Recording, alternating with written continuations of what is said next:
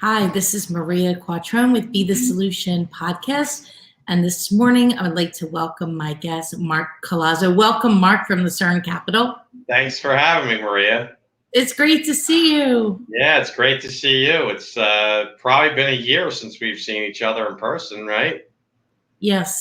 Over a year. Over a year, because Yeah. a year ago we were just Yeah, getting we did that event in Philadelphia. I think it was probably January or February of last year. Yes.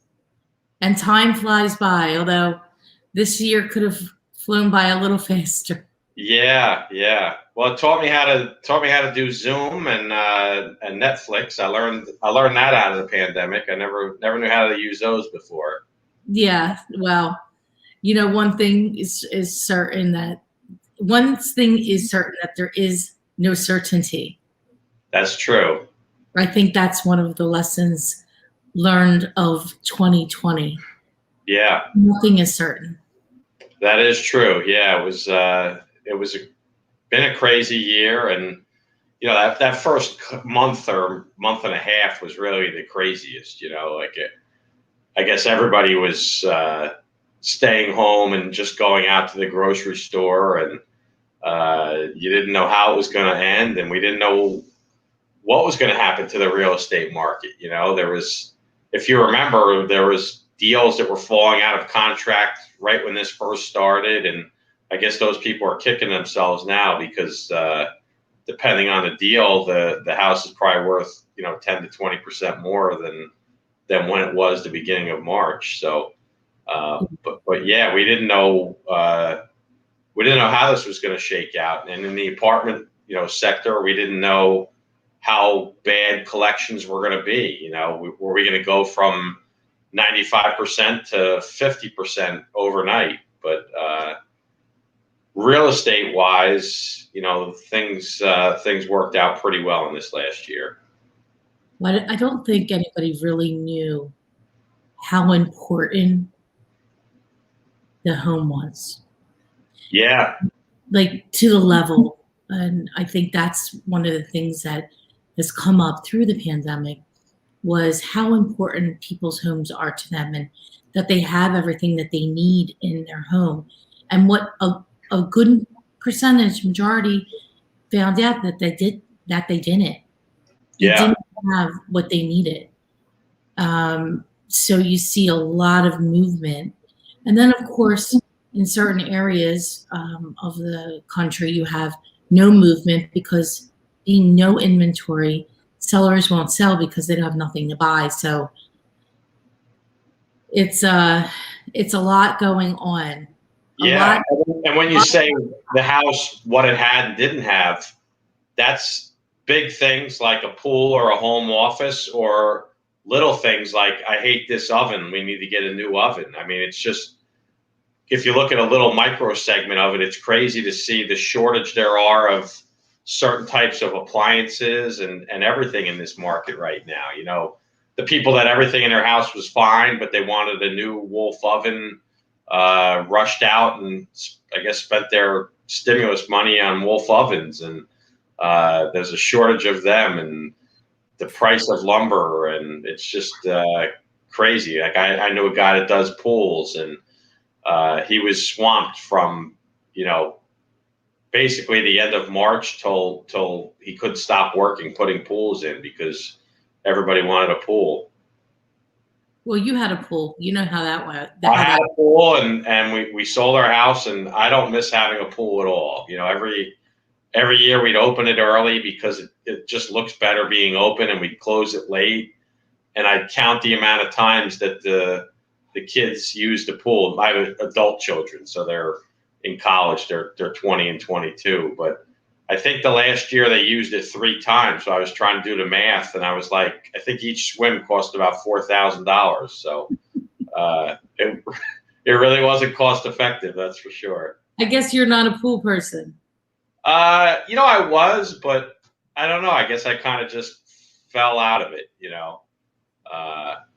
But I used to go in. I guess I used to go in when the kids were younger, and I'd go in with them. But I think a lot of people, the novelty of having a pool is there's no They're not traveling. So if we're going to stay home, we might as well have every amenity that we possibly can. Yeah. A pool, a home gym. People want big yards because you can barbecue and have people over and still social distance. Yeah. And that's very real still. So I think you have a lot of demand because of those things. People want to still be able to stay fit, or at least mentally. Yeah. So when we sold our house, it was we finally put it on the market in July of 2020, or maybe it was the end of June. And we signed a listing agreement at 3:00, and the realtor came back at 4:00 with a buyer, and we had a full price offer wrapped up by about 8:00 that night. Wow. So where was your home located? Toms River, Ocean County, New Jersey. So it's just crazy to see how tight the market got and how limited the supply was. And if somebody wanted to be in a certain neighborhood, there was, only one house you could buy sometimes, Yeah, we just experienced that. Chip and I, we put an offer in on a property in November, and it went on the market. We saw it. We went back the next day. Offers were due Saturday. I think it went on Thursday. Offers were due Saturday. 6 offers. We submitted. We didn't know there were 6 offers, but we submitted over asking price. We didn't get the house, which is fine because it wasn't perfect enough for me, but I would have put it at the number we offered. And not one house has come up since. Yeah. Yeah. It's, I mean, I guess if you don't have to move, you don't want to move right now. So it is the combination of low supply and higher demand. But what are you seeing in the single family market in Philly? Because we're more in the multi market, so I'm a little out of touch with the single family market. So the single family market in the suburbs is bananas. Multiple offers, over asking all across the board. Unless you're talking about like a 10,000 square foot home, those aren't as popular. Plus, it's small amount of people that can pay $3 million, 2.5 and up, basically. Yeah. Out of that, over the under 2 million, the homes are selling very quickly. In the city, inventory is moving. I kind of it's bittersweet because in the city things are slower, higher end is slower. The lower price, like under 250, things in Philadelphia County sell very quickly if they're not, if they're in good condition. But it's not a crazy frenzy in the city as it is in the suburbs. So it's kind of, I feel a little blessed about that because you can at least get deals done. If you're a buyer or a buyer's agent and you work in the suburbs of Philadelphia, any of the suburbs at this point, you're competing against 30 people to buy a house. Yeah. So I feel blessed in anyway just to be in this business and have the opportunity to serve so many families, both investing and in the home buying and selling sector. So it's over the last year, it really had hit home about how fortunate we really are and how blessed and grateful I am for that and for people like you believing in us and giving us opportunities. So, well, you're one of the few agents that I've seen that can kind of cross both sides there, do investments and single family homes for owner occupied, because there are a lot of good agents that do owner occupied. There's a lot of great investment realtors, but there aren't a lot that kind of can handle both. We have a good team. Yeah, your team is so. We have a lot of experience, so many years of experience and lots of transactions. Plus, I started working in the development side of it back in, I want to say 2006. So it's been a long time. Yeah. And Speaking of '06, I think it was around '05 or '06, and I've been in real estate my whole life, and we refinanced our house, and I think I got around 6% at the time. And I said to my wife, that sounds right. I don't think we will ever see lower interest rates on mortgages in my entire life.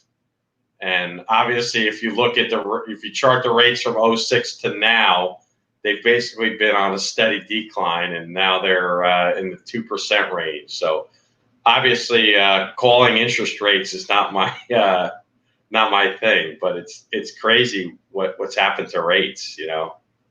Well, who would have known, right? Yeah, Which just makes the prices go up. yeah. It's Well, too I mean, wow. obviously, if you're buying a house, you can afford more house.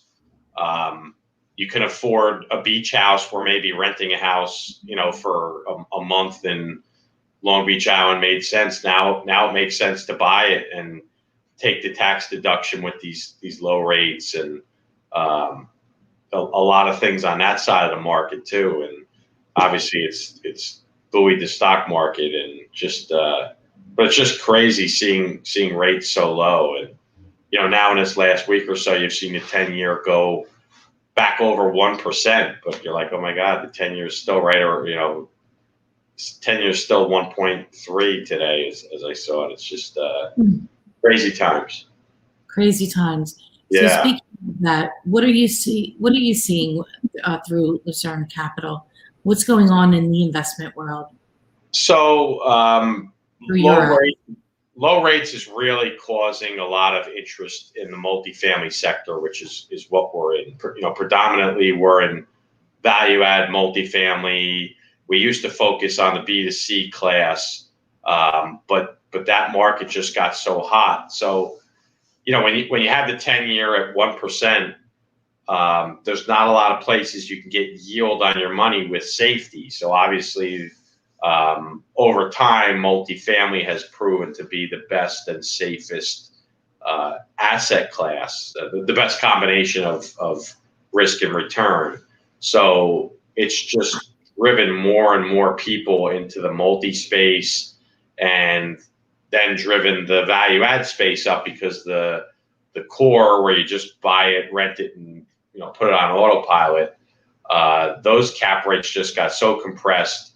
It led to more compression in the value add space. So it's made us kind of have to look at alternatives to just traditionally buying a value add, doing our renovation on it, and overperforming the property. So now we've been looking at converting hotels into multi.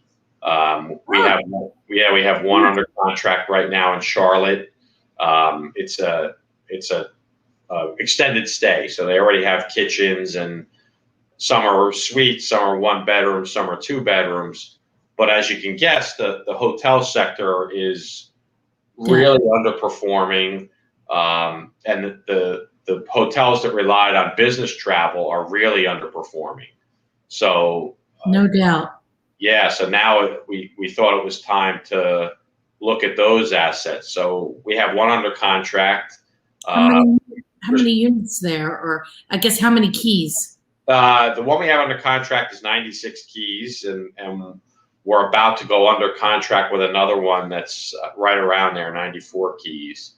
And we're out looking for more opportunities like this, because these places went from 70% occupancy to 20% occupancy. So they're losing money, and a lot of extended stays are set up to look and live like multifamily, because they're designed for people to come and spend a week or a month there. So they have kitchens, they have bathrooms, they have workstations. So they have tables where you can set up and do your work. So they kind of provide all the things that people are looking for right now, as far as home space. So we're pursuing these. That's And I think fascinating. there was a big deal in Philadelphia announced a few weeks ago. There's an Embassy Suites in the city that's being converted to multi. Yes. So I that's believe that's that's a real properties. yeah, that's a little big for us, um, but yeah, a lot of people are pursuing this strategy. Hmm. What's the cost per door on these, right, on average? It depends what market they're in. So these two assets we're looking at are down in Charlotte, so it's a lower price point than we're paying in Philly. We're buying doors anywhere from 175 to 250 a door, and down there we're paying 80 to 125 a door. So Hmm. it's a different market, but um, we got involved in Charlotte about 5 years ago, and since then we've just been adding more and more assets. It's a great market. There's What brought you there? Was it uh, new we business? we had someone that brought us a deal and wanted us to partner with him on it because it was just too big of a deal for him to handle. And we had a previous relationship with him, so we went down there and partnered on it and kind of fell in love with Charlotte, if you will, and we've been there ever since. And we're just making that more and more part of our business. And on a personal note, I love it when I go down there. It's a great city. There's the food and wine scene is incredible. There's great golf. The city pre-pandemic had a good vibe. Now they call the downtown area uptown. Um, it's a little bit of a ghost town, but that will come back shortly. Yeah. The cities are taking across America are taking most of them a hit for sure, Yeah, but it'll bounce back. People have short-term memories.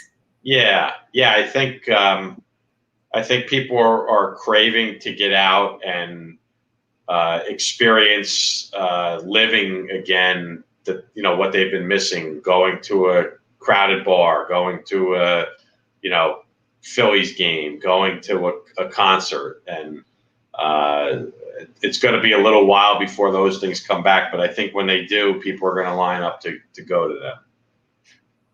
I think so. I think one of the critical things though is will the business how many of the businesses will come back into the city and continue keeping their their corporate offices, and that's something that is yet to be seen, determined, I guess. Yeah, I think work from home is going to be for some it may be a permanent thing. For others, it may be a split session where you're 3 days home, 2 days in the office, or 2 days home, 3 days in the office. But Yeah. I definitely think it's going to impact the office market. At least in the short term, there's going to be less absorption or renewals. They're going to take less space. But I don't think it's going to go away.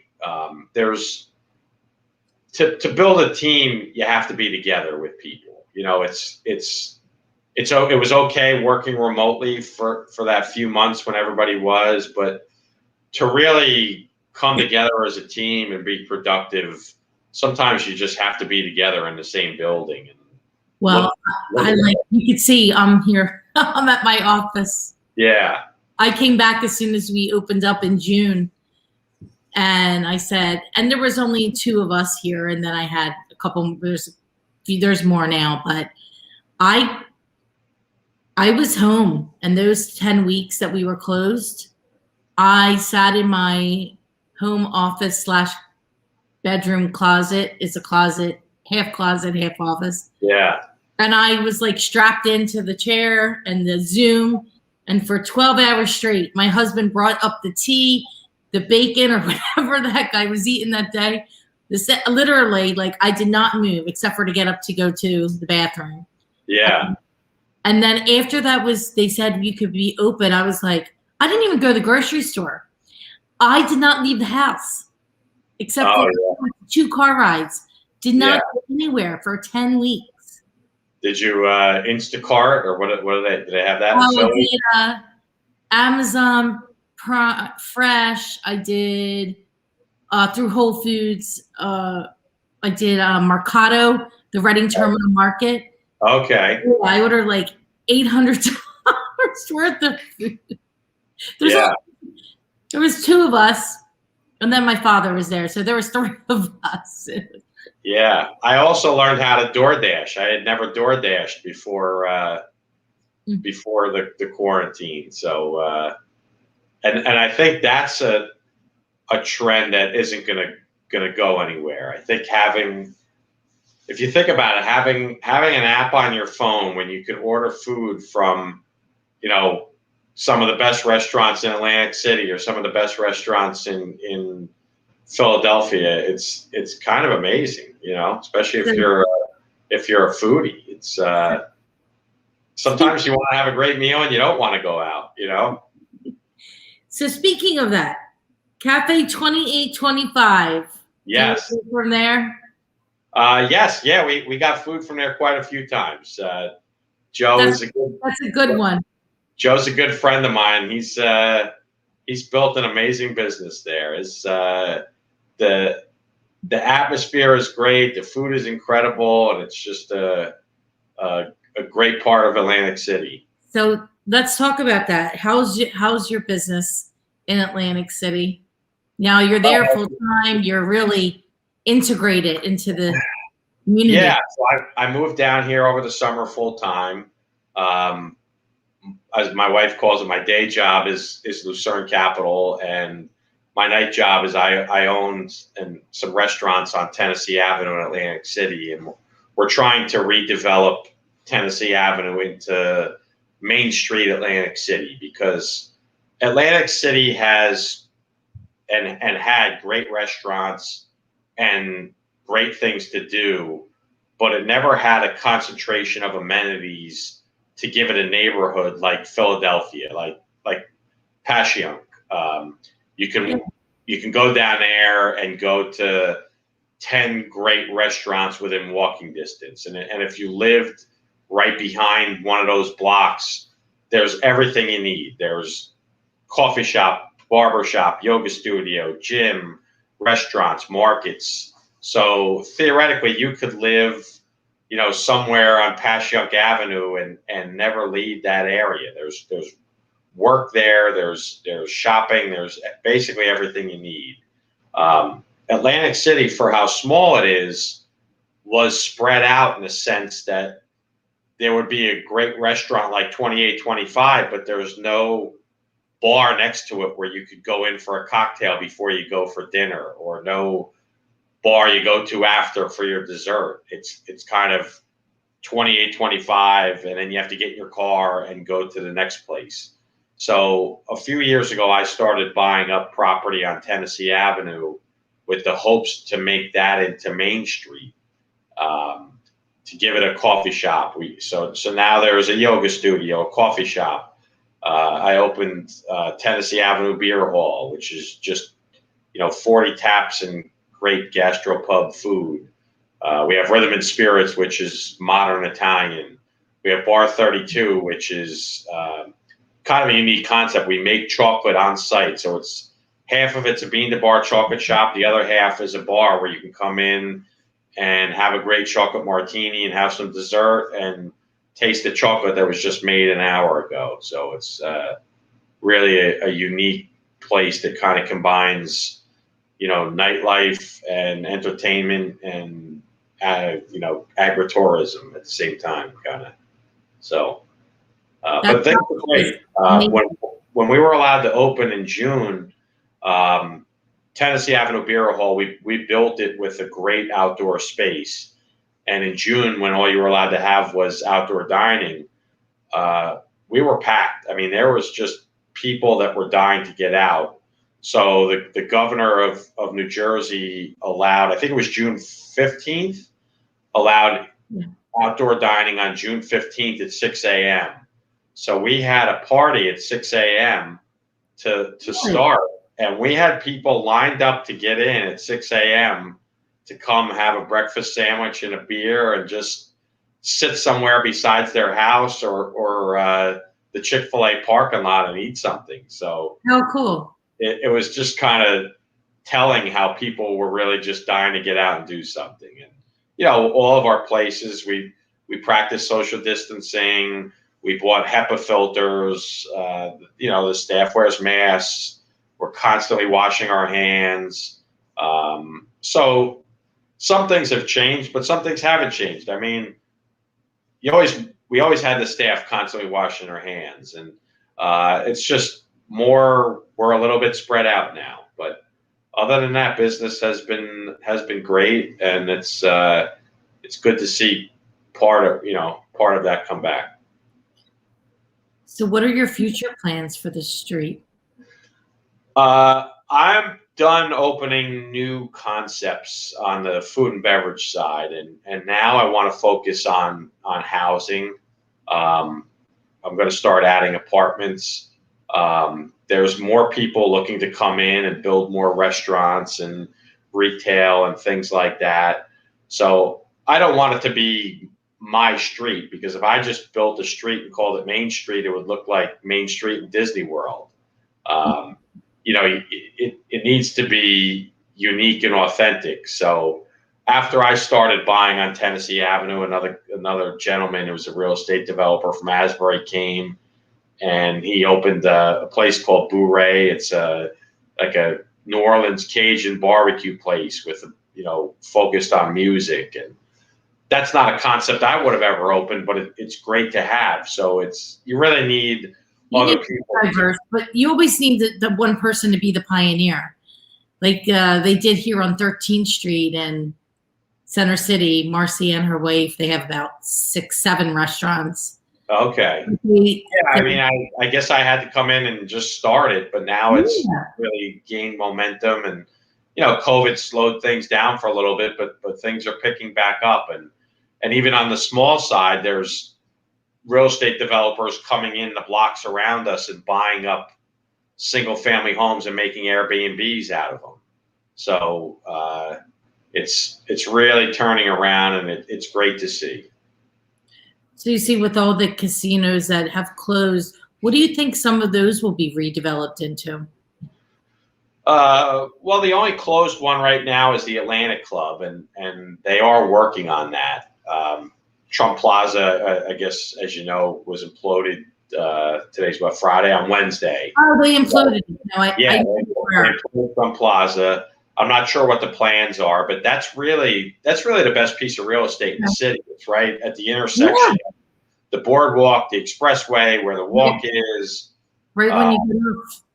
So wait, the whole building is gone, Mark? Everything there? The parking? Well, they kept the parking garage, and they kept what they called the East Tower, which was originally, I think it was a Howard Johnson's that they added on to become part of the project. But that's a smaller hotel. But the main tower, the casino floor, they imploded all of that.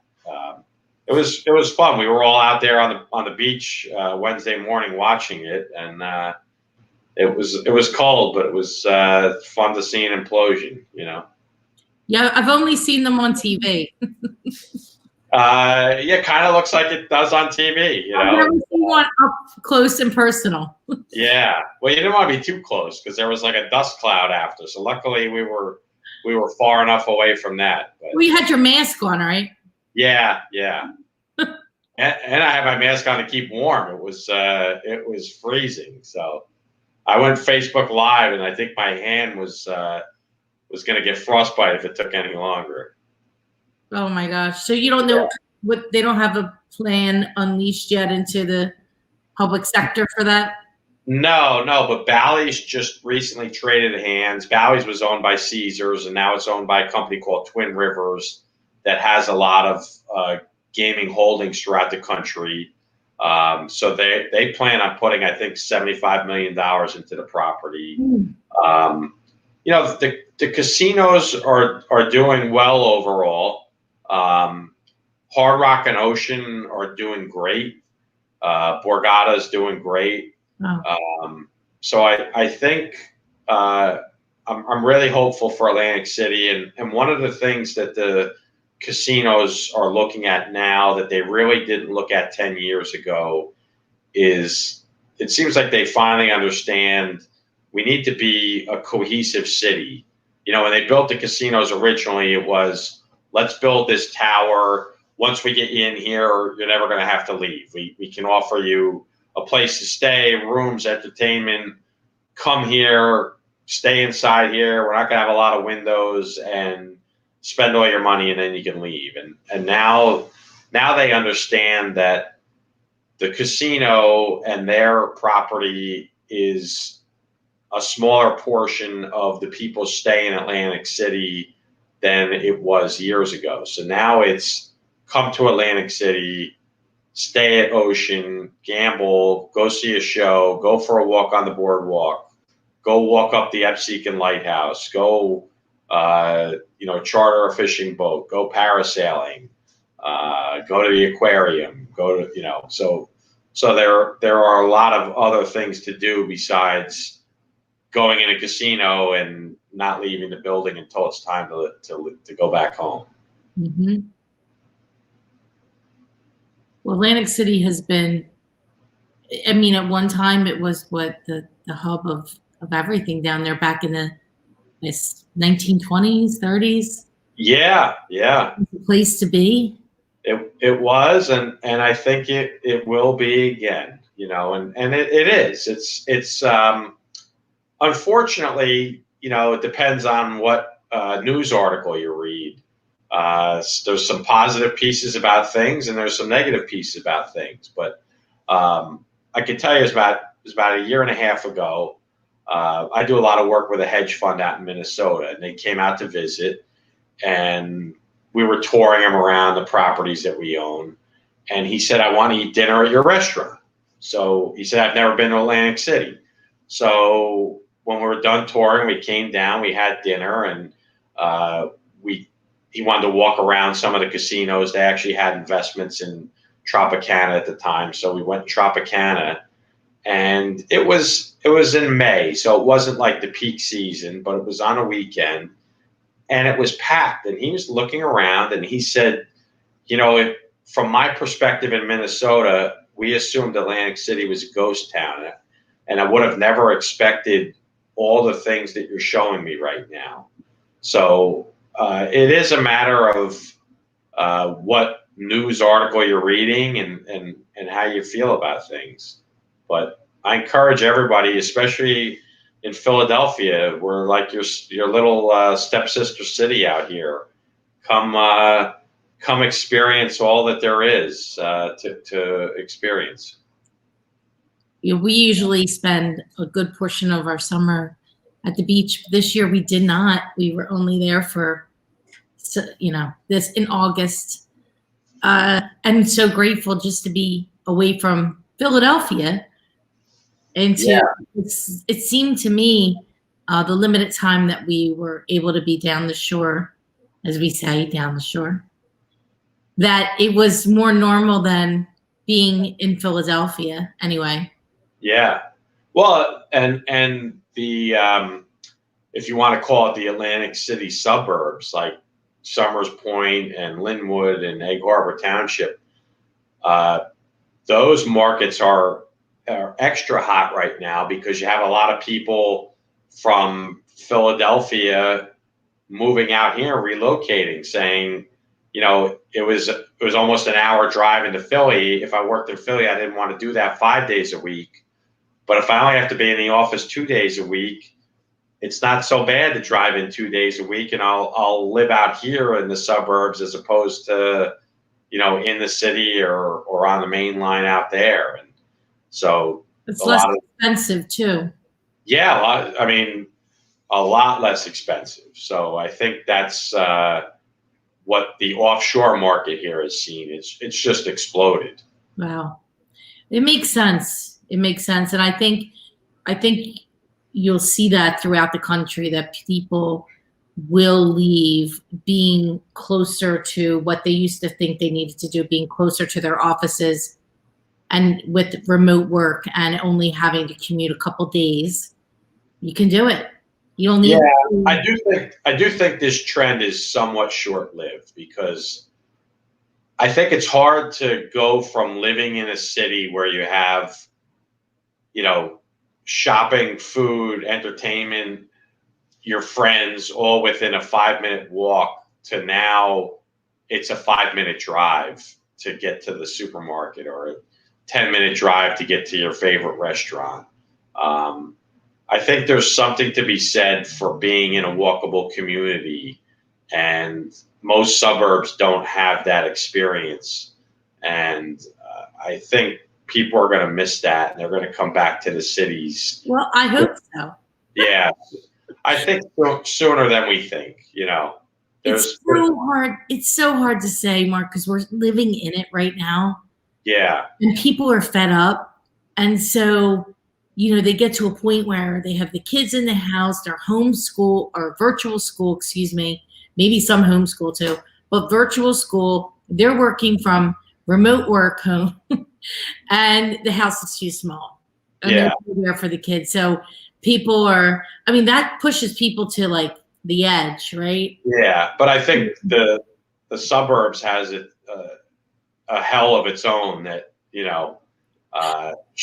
sure now it's great that you have a lot of space, but uh, if you were used to just getting up in the morning and walking down the block to your coffee shop to get your coffee, and now you have to get in your car and go to the drive-thru at Starbucks, it's a different experience that I think people will just miss and want to go back to.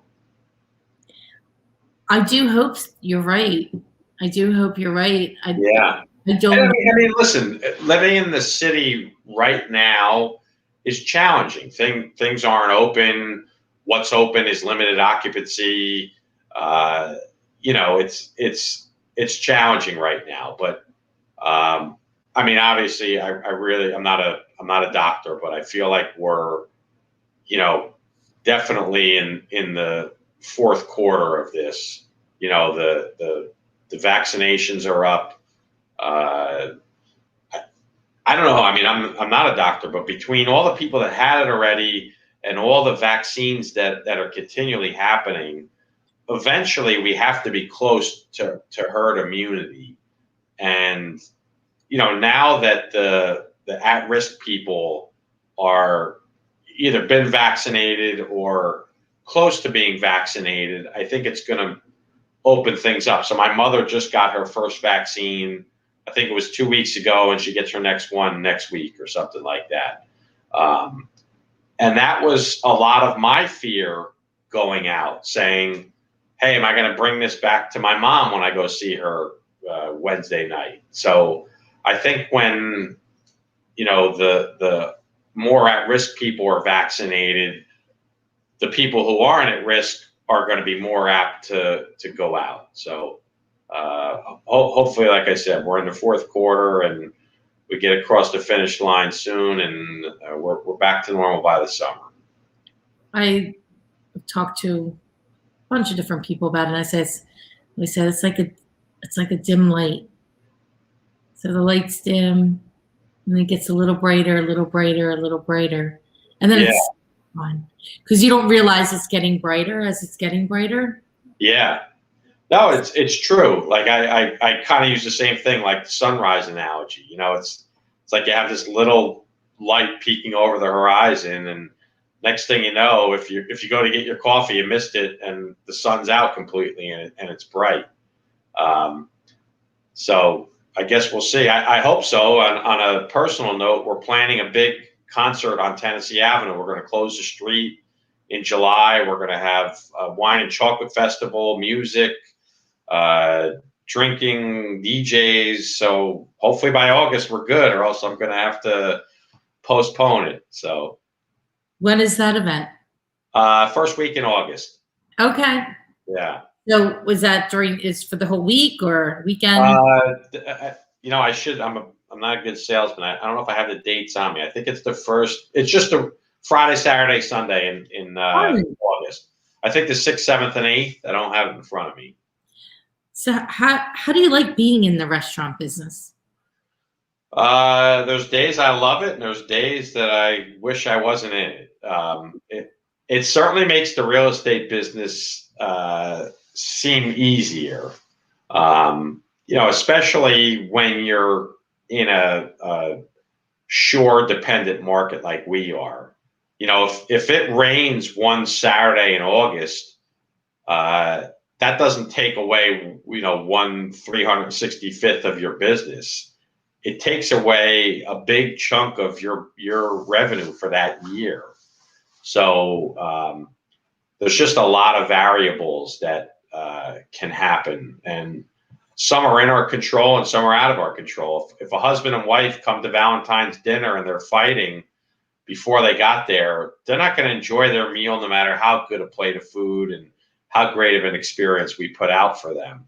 So sometimes it's hard to make people happy, and that's really what the business is about. It's hospitality. So, but I enjoy it. As you know, I love wine, so I get to taste some of the best wine around and eat some food from the best chefs around. I mean, Atlantic City has iron chefs and small, restaurant chefs and ethnic chefs and everything in between. So I feel like I'm in the middle of this great food and wine city. So I most days I love it.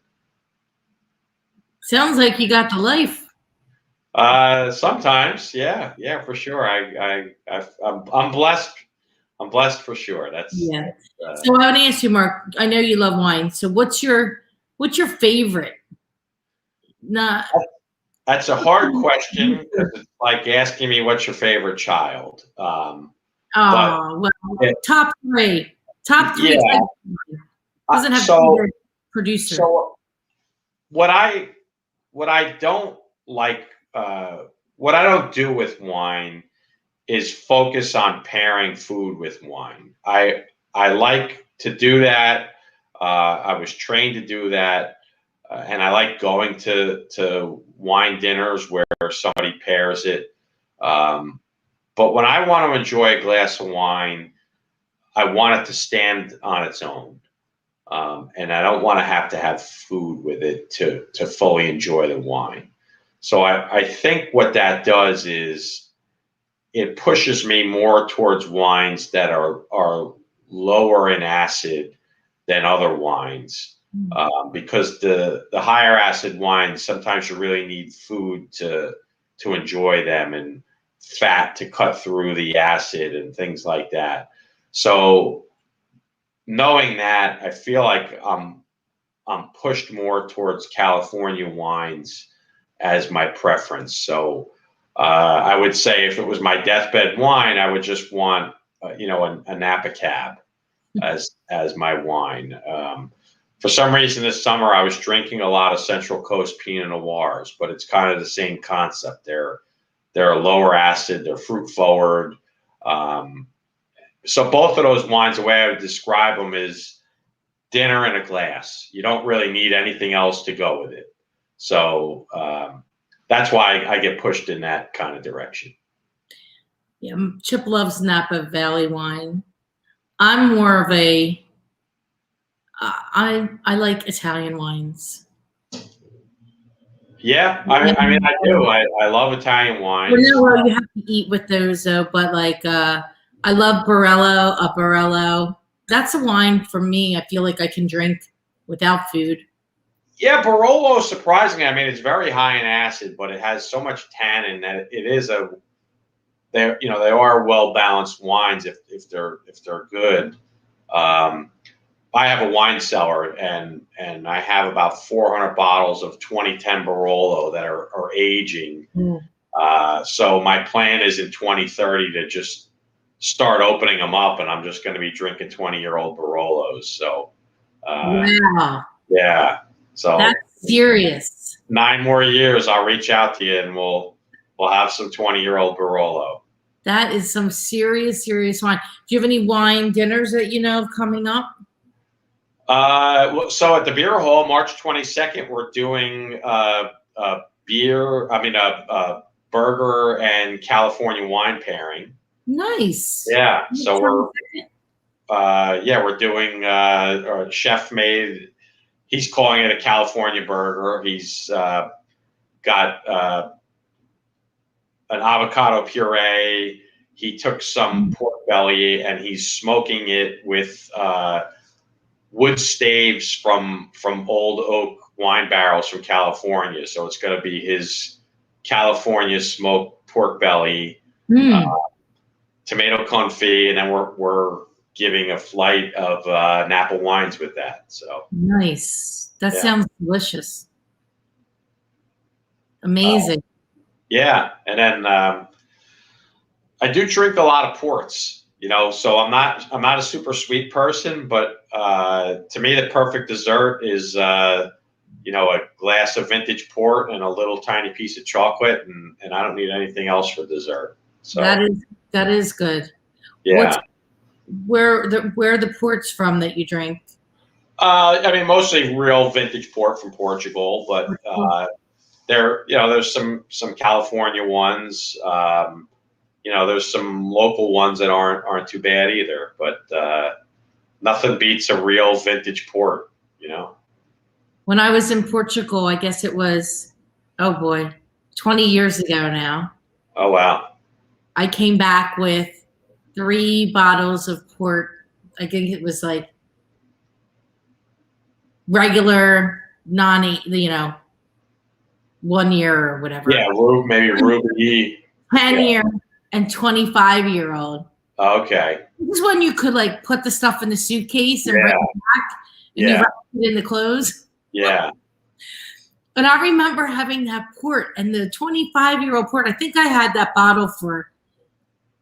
It took me a while to drink it because I wasn't such a connoisseur as I am now. Not that I'm a connoisseur, but I am a little bit more.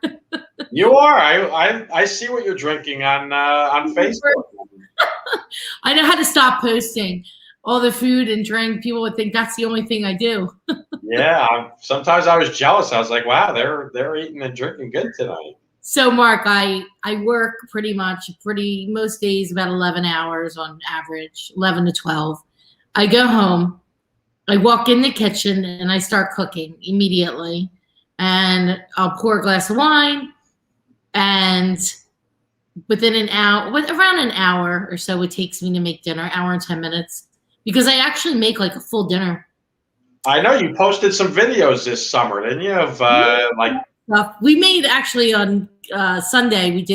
We made raviolis again. Chip does all the dough, and I make the stuffing, and then I take them apart. We work good as a team because I don't want to put the dough through. Yeah. I don't want to put the dough through. Ravioli is a labor of love. They're not easy. They're not easy. It takes a while. Yeah. It takes a little bit of time, and then I make a nice marinara with that, and it's good stuff. Hey, you can't we use 00 flour as well, so it's like they just melt in your mouth. Soft, yeah. That's great. It's amazing. What did you drink with your raviolis this weekend? What did we have? Gosh, I can't even remember. That was Sunday. It's Friday. I think we had a Barolo. Yeah. Because it's light. And a Brunello was too heavy I did a spinach and ricotta ravioli. Okay. With a nice light marinara, just, plum tomatoes chopped up. You'll have to have us over for dinner one day. You can do the cooking and I'll bring the wine. I want to come to the restaurant. Anytime you want. Margate. I got to get down to Margate and stop just working all the time. Yeah. Too much work, Mark. Too much work. I know. There's lots to do because it's not just like selling real estate. It's, working, being the HR director. Yeah. You wear all the hats there. Doing the podcast. Yeah. Doing the interviews. It's pretty crazy, but you got to fit it on. And it's an important job. Like every day you sell a house, it's just you're selling a house, but the people buying it, it's the biggest purchase of their life, most likely, or the biggest sale of their life. So it's it's a lot of pressure, I'm sure. We feel fortunate to be able to serve these families and make sure that they're taken care of, and it is a lot. And right now we're seeing some things happening on the mortgage side for the buyers with in underwriting, things that are coming up that in the last minute that shouldn't be. So I feel like I'm a little concerned about that. I think the mortgage side is very. They're having a hard time underwriting small business owners because, if you work at a hospital and you've worked at a hospital for the last 10 years, it's easy to underwrite your mortgage because the hospital's not going out of business. Or if you work at a company that made it this far through the pandemic, they're going to make it. But I think the underwriters, their challenge is the small business owner. Are you sure you made this much in 2016, 17, 18, 19? What did you make in 20? And more importantly, what are you going to make in 21 and beyond? Unfortunately, the pandemic has helped a lot of businesses and hurt a lot of businesses. So it's really a tale of two businesses in a sense. I have some friends that are in the event promotions business and friends in the restaurant business that, it doesn't make sense for their restaurant to open at 35% or they didn't have outdoor dining. But the ones that had outdoor dining or their concept could adapt to delivery are doing amazing, whereas others are going under. So it's just sad to see some doing so well and some doing so bad all at the same time. It's pretty crazy because you see it's a K-shaped economy. Like you're you're up or you're at down and out. Yeah. I don't follow the Philly food scene that much, but I see there's a lot of restaurants that have gone under. Any one that you really miss or are really going to miss?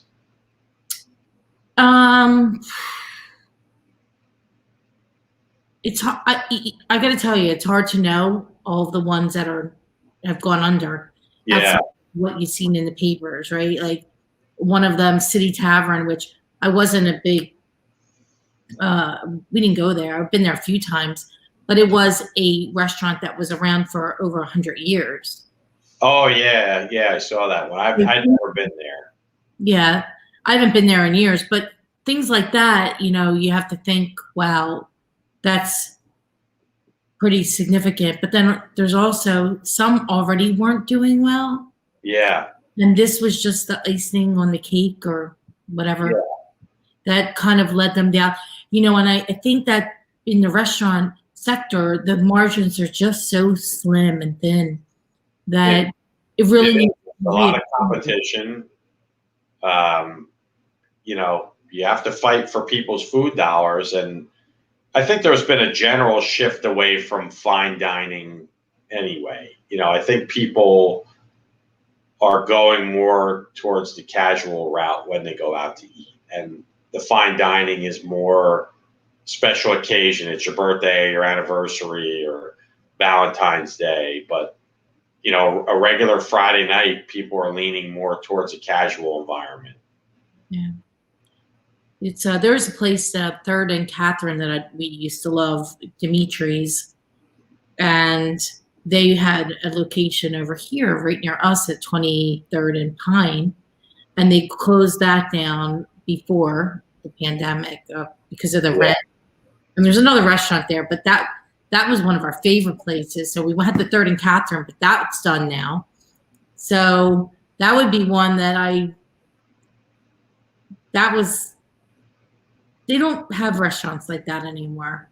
Yeah. Not like, have you ever been to Dimitri's? No, I haven't. Yeah, it was it was actually one of my favorite places. Oh yeah. Yeah, because it was one of those places that you would walk in. I would go there probably 3 times. I wouldn't say every week. I'd say 3 times a month, which is that's a lot. That's significant. And you always felt at home. The food was always consistent and on point. You Yeah. ordered the same, whatever you ordered, it would come out the same way every time. It's one of the very, very few places that delivered food in that way. Okay. Yeah. I mean, like and I'm saying not like, you know, uh, more for the way that they cook. Like, how do I explain it? You go to a bar, you get a burger. Your burger should come out exactly the same, right? You go Yeah. to these other restaurants, a lot of times the food is like, well, wait, it wasn't like that the last time. Yeah. Exactly the same. Yeah. And for decades, not like a year or 2 years, 3 years, decades they were open. Yeah. You Well, know, that's what I want to say to everybody listening. Like, if you have a favorite restaurant, go support it now. Order takeout. Do what you can to help the restaurateurs get through this. When your kids needed somebody to sponsor the little league team, you went to your local restaurant. So now is the time to go to your local restaurant and support them and order takeout. Or go in and eat, or both. And they really need your help right now. yeah, some of the ones here, some of the Steven Star, I think most of the Steven Star restaurants, they built little chalets, Yeah. which are great. I hope to see them stay. Actually, it's a nice. Well, I think this did make a lot of restaurants realize that outdoor space is important. And it's challenging to have that in Philadelphia, but maybe the city will allow more dining in the street, on the sidewalk than they were. But when it's warm out, people want to eat outside. Mark, they have this in Europe. If you travel through Europe, you see outdoor dining all the time. Yeah. They make and it could be 40 degrees and people are out there with having their cappuccino, espresso, whatever. I mean, in Italy and in Germany and all these in European cities, there's outdoor dining is normal. I mean, they almost need to have it because the restaurants they're not, the indoor space isn't big enough. Yeah. Yeah. So they have more outdoor seating than even indoor seating. Yeah. It's a normal thing for people to do. And I don't see why Philadelphia can't be, one of those places too. Although here people are slow to change. It's a very old school type of city, I feel anyway. I would say that. I feel like I can say that because I've lived here my entire life. Yeah, I think hopefully, like I said, this changes some of these things for the better. And I mean, the slow moving cities had to change quick to change the rules so people could eat out. So hopefully they keep a lot of these things in place. Yeah, we've enjoyed the eating outside. I mean, it's different to be 35 degrees and taking off your coat because you have a heater on top of you. Yeah. Whatever we can do to support. So is that 100% ideal? No, but nothing is at this point. And we can bend and we're resilient. And, our job is to help the community survive. Have you seen a change in sentiment from people in the past month about gathering and eating out? At Philadelphia, you can eat inside again now, right? Yes, as of January 16th. Yeah.